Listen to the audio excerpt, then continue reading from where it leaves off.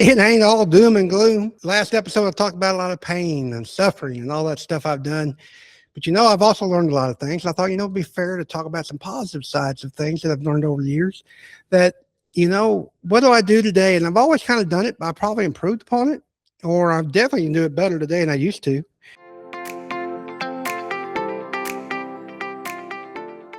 So I made a list.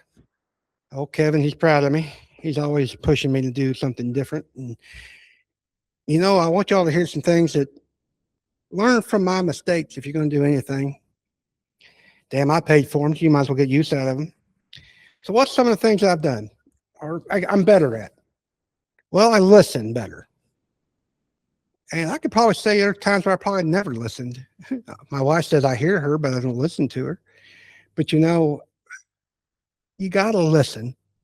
God gave you the 2 ears and 1 mouth. That's right. So that's a true statement. But what do you want to listen to? Well, I want you to listen to what other people tell you or what they're really trying to say. That could come in different forms. I want you to listen to what your team says. I want you to listen to what your clients say. I want to listen to what your prospects say, your potential clients, because they'll lead you down the road with your business. I want you to listen to your mentors. Now, that could be in a book. That could be somebody you hired. It could be a podcast or YouTube, whatever it is. Listen to them.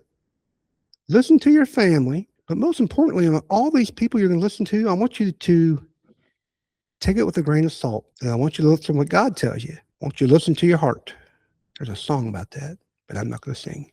Listen to your heart. So no, I'm going to, no. Anyway, I love me time. The other day, I bought this piece of equipment. It's actually the closest place I get it. It's a patented thing. I had to go to Kansas.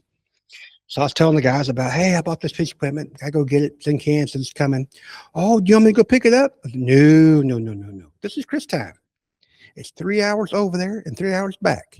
Chris gets to listen to books, catch up on his podcast. I get to think. That's kind of where we're going to go next, is thinking. I want you to think. Do I think more than I used to?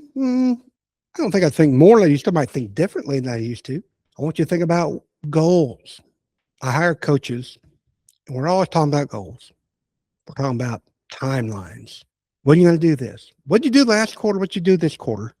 What are you going to do? What's the 5-year plan? Now, if you're driving, I don't want you to write. I want you to drive. Now, these damn cell phones are awesome because they record. Record it to yourself. The WhatsApp. I love WhatsApp. I can talk to it all day long. And I don't have to text no more because texting and driving is dangerous anyway. But when they got this video recording stuff, talk to yourself. Hell, I talk to myself all the time. People think I'm crazy. People are going to think you're just talking in the car anyway. If you're talking to yourself, talk to somebody else. But write down your goals. Write down where you're going. Write down your plans. And I say write them down. Think them out loud, but I want you to think about it. Also think about what you're going to do. You got these goals, so what are you going to do? Don't know. You got to have a plan to put those goals into play.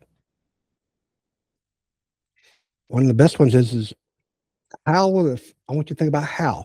How will it affect others? How will it affect outcomes? Think about that because the who, not who, what, when, where, all that's important. But the last one is the who. Who's going to do it? I got that book, and I mentioned it many times before, Who, Not How. And I almost feel lazy sometimes because I'm always delegating. And I almost need to because I can't do things like now talk to you guys if I had to do it all. The other day, I'm so proud of myself. I had a list, and I had some odd jobs. And people just call me out of the blue. And if I can't answer, I try to, but sometimes it doesn't happen. Elizabeth gets the phone, and one of my buddies said, hey, what does it feel like not to answer the phone? Well, it's pretty nice, actually, sometimes.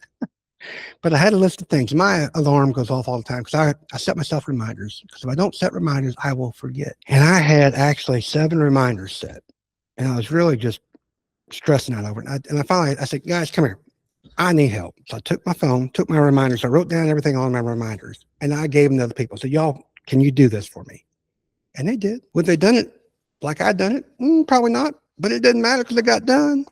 That's okay. But I want you to think, and I'm going back to being lazy. Is that lazy? I don't know, maybe. But I'm doing things that I need to be doing, more important than the things I had in my reminders. Next thing that I do differently is I take action.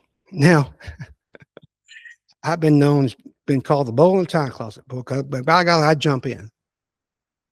and be damned if something's going to stop me. Just let's go. Because as long as I'm moving, Chris feels like he's getting somewhere. But I would say today that my action is more focused, more deliberate. I wouldn't necessarily I wouldn't say slower. I would say more likely delayed because I'm wanting you to think. I think a little more before I make actions these days. I've made some silly mistakes just because I was just bound and determined to get something done. And it wasn't always the best thing to do. I was recalling my two friends, Gary and Randy. I was back in this the corporate world and I was in charge of the plant. And we had this little competition going on with other community businesses. And there was this little tricycle that we had in the race. They called it the mule race. And our mule was locked up inside the maintenance cage. Now, Chris G here, he's a little impatient. And come to find out, these boys are being a little ornery. So I walk in, nobody's around. Or somebody else is with me, but Randy and Gary's not there. They had the keys. I said, oh, hell, we're going to be late for this race. And the damn gate's locked. How are we going to get our mule out? This little tricycle. Well, so I said, I'll go get them. I'll go find them where they're at.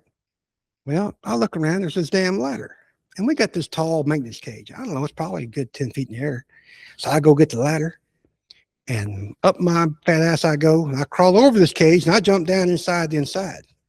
As soon as I land, I turn around. And there's people with cameras. Randy and Gary with keys. Because they bet that I would get that ladder and climb over that thing because I can't wait. They were right. I sure did. I got a good laugh out of it. I even felt better because we weren't going to be late. They just thought, well, that was funny, some funny shit. Chris G done climbed over. They got pictures of me climbing over. I got it all.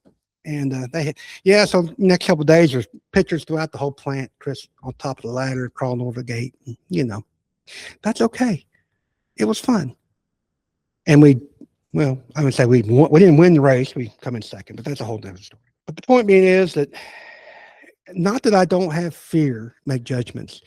Well, I was listening to something the other day and we're talking about bravery. What is bravery? Well, bravery is not having fear. Bravery is moving through the fear, making decisions, doing something you do and you have to overcome it. I've come to the point where I've decided no matter what comes up, I'm just going to work through it. There's going to be obstacles. Now, I want you to, and I try to plan for those obstacles. Think about, in the thinking part, something's going to happen. What are you going to do? But you can't not think of everything. They talk about paralysis of analysis. Paralysis of analysis.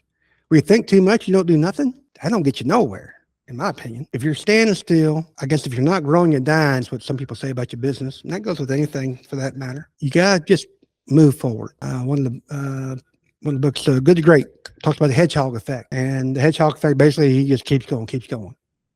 I thought of this analogy earlier, and I thought, well, maybe I'm not going to say it, but I'm going to talk about it. So and I'm thinking about it because we just got done breeding a couple of our dogs for puppies. And I was thinking about that little sperm, and he comes up on that egg. He don't give up. He's in a race with all the other millions out there. He moves around. He's looking for that weak spot in the old shell. He gets in there and gets the job done. You got to move too. Think of yourself as a hedgehog. Think of yourself as a sperm. I don't care. Just keep moving. Next thing I learned or do better at is I adjust. In college and business class, there was one of the 4 things in general business, one of the first business class I ever took. And they talk about, you plan, you act, you evaluate. It's like strategy. Yeah, you plan, act, and then you reevaluate, and then you go back to planning. And it's a constant circle. That's kind of the same thing we're talking about now. Is you got to adjust. It's okay to change your mind. Hell, I changed my mind. Sometimes I was so stubborn I didn't want to change my mind. And that's not a very good idea either.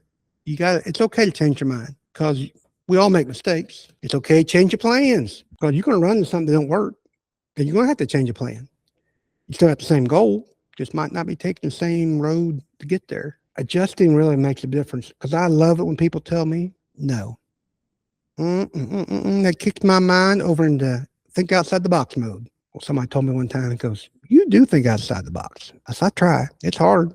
It takes practice, but you got to think about it and come in from different angles. Just because somebody said this is not going to work this way doesn't mean there's not another way to make it happen. Play what if.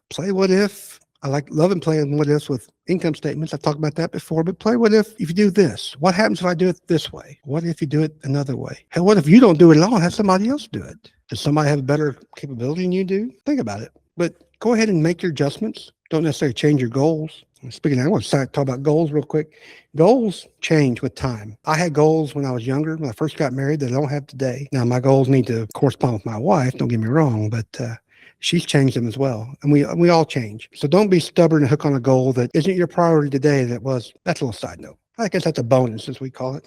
Last but not least, let's talk about prayer. Lots of prayer. Now, I'm no angel. That's a song too. But you should pray. I should pray more. The Bible says to pray unceasingly. And while that should be happening, we're all human and that doesn't happen. Prayer leads to faith. It sure helps it strengthen the faith. I've been listening to this guy on YouTube about losing weight, cortisol, and all this stuff. And basically, cortisol is that hormone in your body, and you get stressed about it. And how to get rid of cortisol? And that's with vitamin G. And you think, well, the first time I heard it, there's no damn vitamin G I've ever heard of. Well, he's talking about gratitude. In a mastermind, I mentioned one earlier. I'm actually part of two masterminds. And we were talking about this book called Happiness for No Reason. And it goes back to the gratitude part. Did you know that if you're gratitude and you're gracious for something good, for 20 seconds or more, it'll change how you think. It'll change your mindset. So just don't be happy about something. Be happy about it and contemplate it for at least 20 seconds. If that means writing it down in a diary or a journal or whatever it is,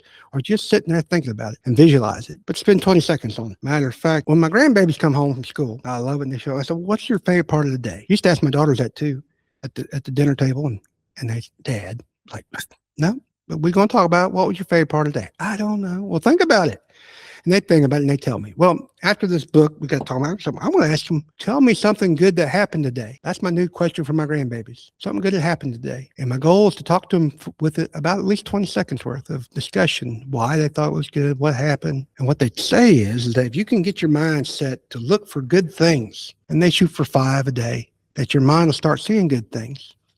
And that the bad things won't show up, be as prevalent. We're geared for negative. I think prayer helps come out of that negative. Well, Chris, I'm not a Christian. I don't pray. Okay, meditate. If that's what makes you feel better at the end of the day, I think if you meditate and you realize there's some bigger power out there, you might become a Christian at the end of the time. I hope you do. But that all being said, that's what I've learned to try to do better at over the years. And do I have a ways to go? I sure do. I'm not perfect at any of these things I mentioned today. I am much better. I do listen. I do think a lot. I still take action, just maybe not as fast. I make changes and adjust my positions, and I do pray to the good Lord. So if you guys resonate with that today, and I sure would like it if you hit that notification button, the like and subscribe. It helps the algorithms. It pushes me out there to other people that I hope can want to hear what I have to say. And as always, God be with you till we meet again. This is Chris G signing off. Y'all have a good day. Bye-bye.